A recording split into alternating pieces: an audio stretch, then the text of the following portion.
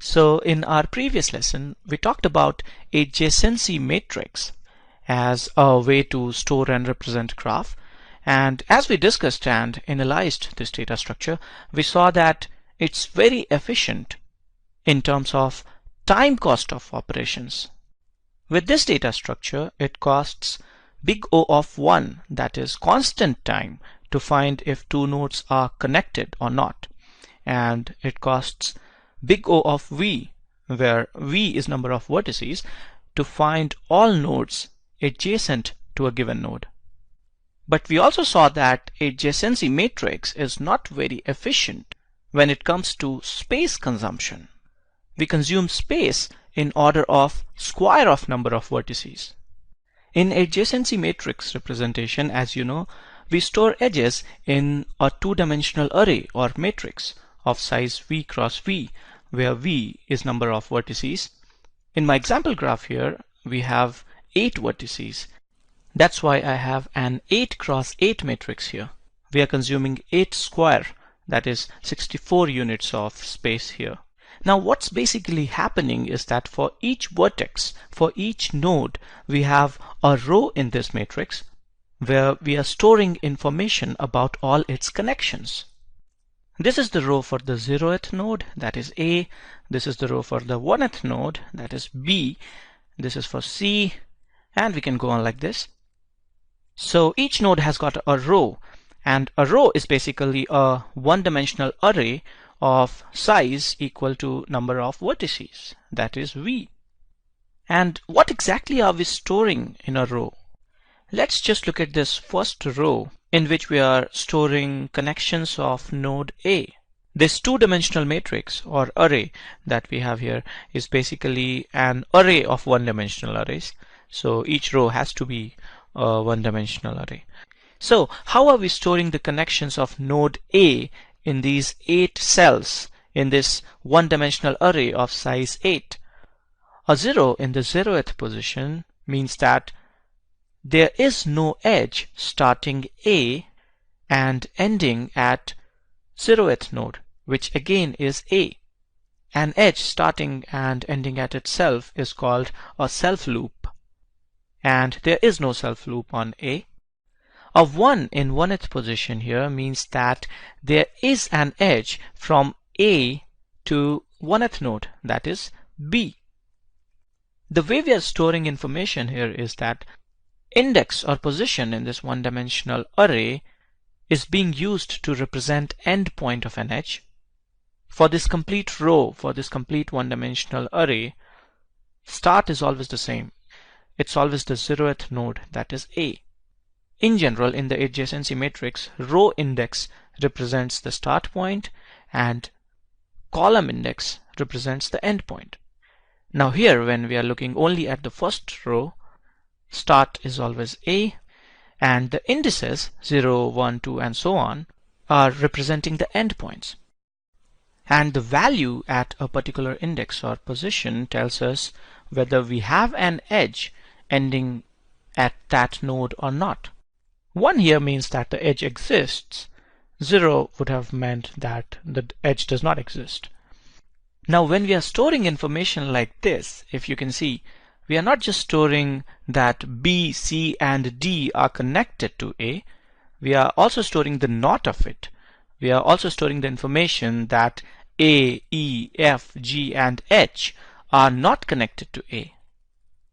If we are storing what all nodes are connected, through that we can also deduce what all nodes are not connected. These zeros, in my opinion, are redundant information causing extra consumption of memory. Most real-world graphs are sparse, that is, number of connections is really small compared to total number of possible connections. So most often there would be too many zeros and very few ones. Think about it. Let's say we are trying to store connections in a social network like Facebook in an adjacency matrix, which would be the most impractical thing to do, in my opinion. But anyway, for the sake of argument, let's say we are trying to do it. Just to store connections of one user, I would have a row or one-dimensional matrix of size 10 to the power 9. On an average, in a social network, you would not have more than 1,000 friends. If I have 1,000 friends, then in the row used to store my connections, I would only have 1,000 ones, and rest, that is 10 to the power 9 minus 1,000, would be zeros. And I'm not trying to force you to agree, but just like me, if you also think that these zeros are storing redundant information and are extra consumption of memory, then even if we are storing these ones and zeros in just one byte as Boolean values, these many zeros here is almost 1 gigabyte of memory. Ones are just 1 kilobyte. So given this problem, let's try to do something different here. Let's just try to keep the information that these nodes are connected and get rid of the information that these nodes are not connected, because it can be inferred, it can be deduced. And there are a couple of ways in which we can do this. Here, to store connections of A, instead of using an array such that index represents endpoint of an edge and value at that particular index represents whether we have an edge ending there or not, we can simply keep a list of all the nodes to which we are connected. This is the list or set of nodes to which A is connected. We can represent this list either using the indices or using the actual names for the nodes. Let's just use indices because names can be long and may consume more memory. You can always look at the vertex list and find out the name in constant time. Now in a machine, we can store this set of nodes, which basically is a set of integers, in something as simple as an array. And this array, as you can see, is a different arrangement from our previous array. In our earlier arrangement, index was representing index of a node in the graph, and value was representing whether there was a connection to that node or not. Here, index does not represent anything, and the values are the actual indices of the nodes to which we are connected. Now, instead of using an array here to store this set of integers, we can also use a linked list. And why just array or linked list? I would argue that we can also use a tree here. In fact, a binary search tree is a good way to store a set of values. There are ways to keep a binary search tree balanced, and if you always keep a binary search tree balanced, you can perform search, insertion, and deletion, all three operations, in order of log of number of nodes. We will discuss cost of operations for any of these possible ways in some time. Right now, all I want to say is that there are a bunch of ways in which we can store connections of a node. For our example graph that we started with, instead of an adjacency matrix, we can try to do something like this. We are still storing the same information. We are still saying that 0th node is connected to 1th, 2th, and 3th node. 1th node is connected to 0th, 4th, and 5th node. 2th node is connected to 0th and 6th node, and so on. But we are consuming a lot less memory here. Programmatically, this adjacency matrix here is just a two-dimensional array of size 8 cross 8. So we are consuming 64 units of space in total.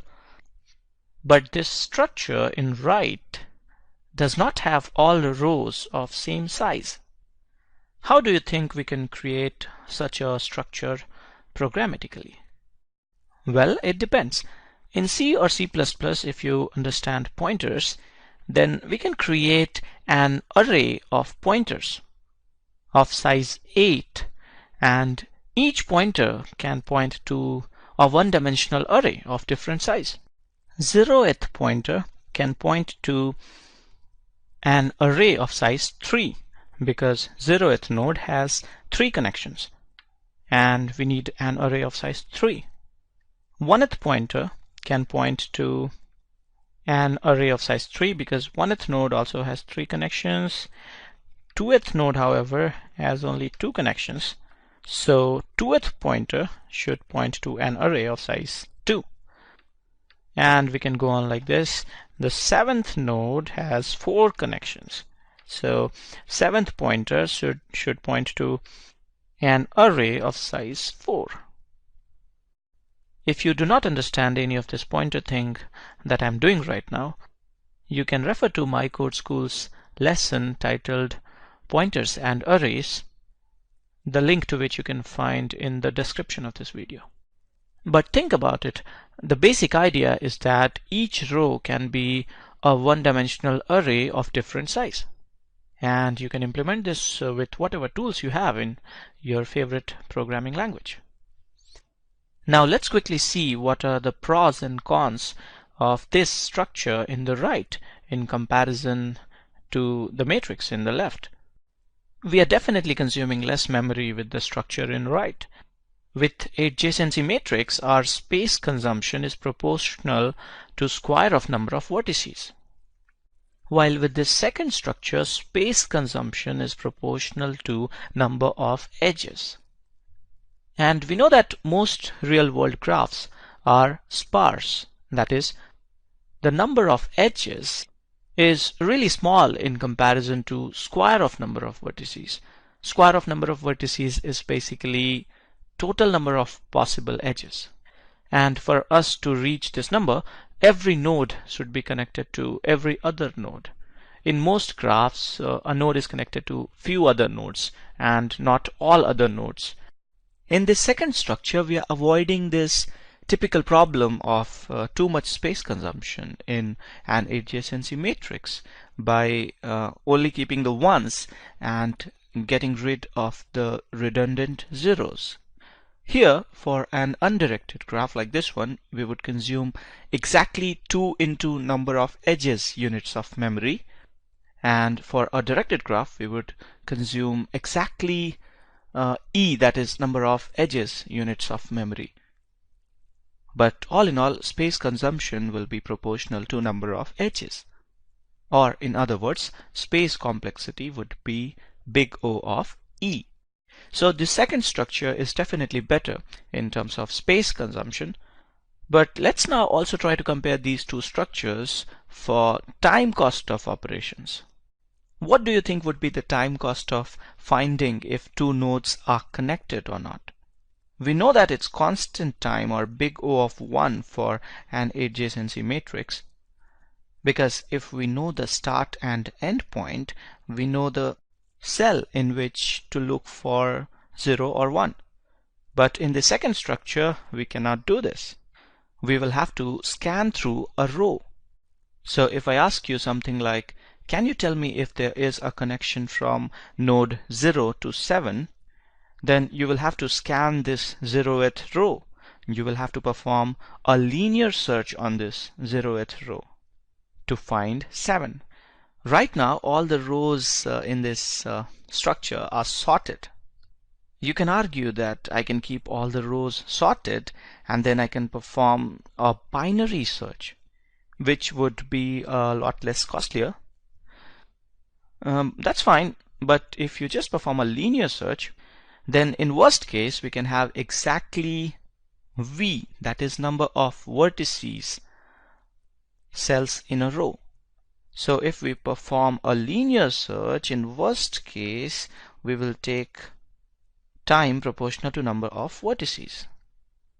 And of course the time cost would be big O of log V if we would perform a binary search.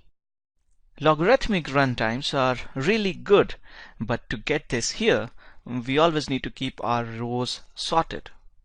Keeping an array always sorted is costly in other ways, and I'll come back to it later. For now, let's just say that this would cost us big O of V. Now, what do you think would be the time cost of finding all nodes adjacent to a given node? That is, finding all neighbors of a node. Well, even in case of adjacency matrix, we now have to scan a complete row. So it would be big O of V for the matrix, as well as this second structure here. Because here also, in worst case, we can have V cells in a row, equivalent to having all ones in a row in an adjacency matrix. When we try to see the time cost of an operation, we mostly analyze the worst case. So for this operation, we are big O of V for both. So this is the picture that we are getting. Looks like we are saving some space with this second structure, but we are not saving much on time. Well, I would still argue that it's not true. When we analyze time complexity, we mostly analyze it for the worst case. But what if we already know that we are not going to hit the worst case? If we can go back to our previous assumption that we are dealing with a sparse graph, that we are dealing with a graph in which a node would be connected to few other nodes and not all other nodes, then this second structure will definitely save us time. Things would look better once again if we would analyze them in context of a social network. I'll set some assumptions. Let's say we have 1 billion users in our social network, and the maximum number of friends that anybody has is 10,000. And let's also assume computational power of our machine. Let's say our machine or system can scan or read 10 to the power 6 cells in a second. And this is a reasonable assumption because machines often execute a couple of millions instructions per second. Now, what would be the actual cost of finding all nodes adjacent to a given node in adjacency matrix? Well, we will have to scan a complete row in the matrix. That would be 10 to the power 9 cells, because in a matrix we would always have cells equal to number of vertices. And if we would divide this by 1 million, we would get the time in seconds. To scan a row of 10 to the power 9 cells, we would take 1000 seconds, which is also 16.66 minutes. This is unreasonably high. But with the second structure, maximum number of cells in a row would be 10,000, because the number of cells would exactly be equal to number of connections. And this is the maximum number of friends or connections a person in the network has. So here we would take 10 to the power 4 upon 10 to the power 6, that is 10 to the power minus 2 seconds, which is equal to 10 milliseconds. 10 milliseconds is not unreasonable. Now let's try to deduce the cost for the second operation, finding if two nodes are connected or not. In case of adjacency matrix, we would know exactly what cell to read. We would know the memory location of that specific cell, and reading that one cell would cost us 1 upon 10 to the power 6 seconds, which is 1 microsecond. In the second structure, we would not know the exact cell. We will have to scan a row. So once again, maximum time taken would be 10 milliseconds, just like finding adjacent nodes. So now, given this analysis, if you would have to design a social network, what structure would you choose? No brainer, isn't it? Machine cannot make a user wait for 16 minutes. Would you ever use such a system? Milliseconds is fine, but minutes, it's just too much. So now we know that for most real-world graphs, this second structure is better because it saves us space as well as time. Remember, I'm saying most and not all, because for this logic to be true, for my reasoning to be valid, graph has to be sparse. Number of edges has to be significantly lesser than square of number of vertices. So now, having analyzed space consumption and time cost of at least two most frequently performed operations, looks like this second structure would be better for most graphs. Well, there can be a bunch of operations in a graph, and we should account for all kind of operations. So before making up my mind, I would analyze cost of few more operations. What if after storing this example graph in computer's memory in any of these structures, we decide to add a new edge? Let's say we got a new connection in the graph from A to G. Then how do you think we can store this new information, this new edge, in both these structures? The idea here is to assess that once the structures are created in computer's memory, how would we do if the graph changes? How would we do if a node or edge is inserted or deleted? If a new edge is inserted in case of an adjacency matrix, we just need to go to a specific cell and flip the 0 at that cell to 1. In this case, we would go to 0th row and 6th column and overwrite it with value 1. And if it was a deletion, then we would go to a specific cell and make the 1 0. Now how about this second structure? How would you do it here? We need to add a 6 in the first row. And if you have followed this series on data structures, then you know that it's not possible to dynamically increase size of an existing array. This would not be so straightforward. We will have to create a new array of size 4 for the 0th row. Then we will have to copy content of the old array, write the new value, and then wipe off the old one from the memory. It's tricky implementing a dynamic or changing list using arrays.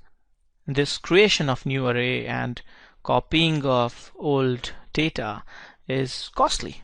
And this is the precise reason why we often use another data structure to store dynamic or changing lists. And this another data structure is linked list. So why not use a linked list? Why can't each row be a linked list? Something like this. Logically, we still have a list here, but concrete implementation wise, we are no more using an array that we need to change dynamically. We are using a linked list. It's a lot easier to do insertions and deletions in a linked list. Now, programmatically, to create this kind of structure in computer's memory, we need to create a linked list for each node to store its neighbors. So what we can do is we can create an array of pointers, just like what we had done when we were using arrays. The only difference would be that this time each of these pointers would point to head of a linked list. That would be a node. I have defined node of a linked list here. Node of a linked list would have two fields, one to store data and another to store address of the next node. A0 would be a pointer to head or first node of linked list for A. A1 would be a pointer to head of linked list for B. And we will go on like A2 for C, A3 for D, and so on. Actually, I have drawn the linked lists here in the left, but I have not drawn the array of pointers. Let's say this is my array of pointers. Now A0 here, this one, is a pointer to node, and it points to the head of linked list containing the neighbors of A. Let's assume that head of linked list for A has address 400. So in A0, we would have 400. It's really important to understand what is what here in this structure. This one, A0, is a pointer to node, and all a pointer does is store an address or reference. This one is a node, and it has two fields, one to store data and another a pointer to node to store the address of next node. Let's assume that the address of next node in this first linked list is 450. Then we should have 450 here. And if the next one is at, let's say, 500, then we should have 500 in address part of the second node. The address in last one would be 0 or null. Now this kind of structure in which we store information about neighbors of a node in a linked list is what we typically call an adjacency list. What I have here is an adjacency list for an undirected, unweighted graph. To store a weighted graph in an adjacency list, I would have one more field in node to store weight. I have written some random weights next to the edges in this graph, and to store this extra information, I have added one extra field in node, both in logical structure and the code. Alright, now finally, with this particular structure that we are calling adjacency list, we should be fine with space consumption. Space consumed will be proportional to number of edges and not to square of number of vertices. Most graphs are sparse and number of edges in most cases is significantly lesser than square of number of vertices. Ideally, for space complexity, I should say big O of number of edges plus number of vertices, because storing vertices will also consume some memory. But if we can assume that number of vertices will be significantly lesser in comparison to number of edges, then we can simply say big O of number of edges. But it's always good if we do the counting right. Now for time cost of operations, the argument that we were earlier making using a sparse graph like social network is still true.